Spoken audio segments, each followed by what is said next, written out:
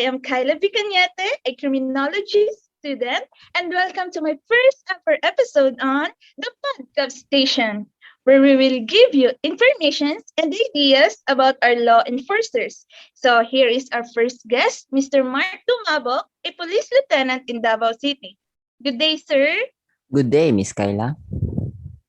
So, sir, can you give us some information and ideas about our law enforcers?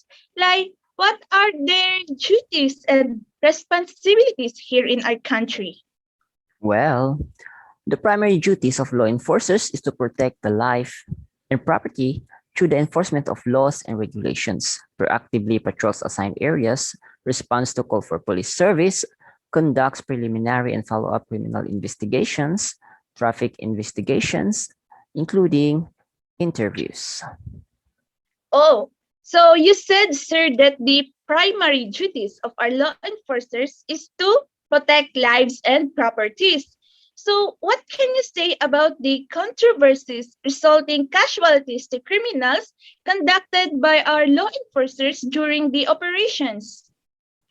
If the welfare of the public is threatened, we need to do what is right with maximum tolerance. And if the police committed an offense, they will be given proper sanctions for their actions, including dismissal from service, which also serve as deterrent from other police.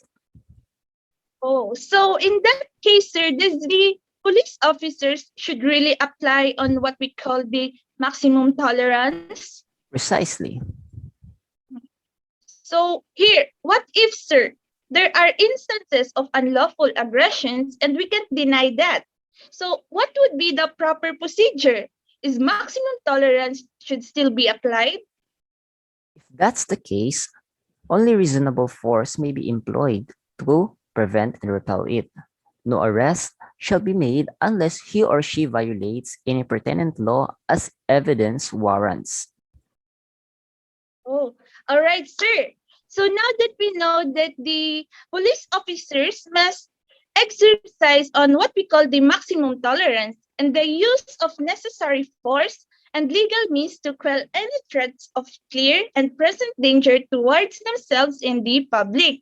So for the last question, despite the issues and controversies that our law enforcers are facing nowadays, sir, can you give me reasons on why we should still trust our law enforcers or our police officers? We must put in mind that the police is not the real enemy. We are aware that the one's wrongdoing could ruin the entire organization, but we cannot generalize the wrongdoing because not all police are bad. As part of the community, you can use your right for citizens' complaint if you believe that a certain police did an offense or misconduct for them to be given proper sanctions. There are a lot of police heroism we should take account. The heroic efforts of the PNP to save the Filipino lives from the pandemic. Jason Magno, after using his own body to shield students from a grenade blast in Misamis Oriental. Ryan Cabansag prevented a robbery despite the risk of his life, and many more. Remember, the best deed is done unseen. So, all right. Thank you, sir, for sharing your knowledge with us and for giving awareness to our citizens about our law enforcers. Much obliged, Miss Kyla. Thank you for giving me an opportunity as your guest on your show. Hopefully, I have given you enough information about our responsibilities as a public servant. And that's it.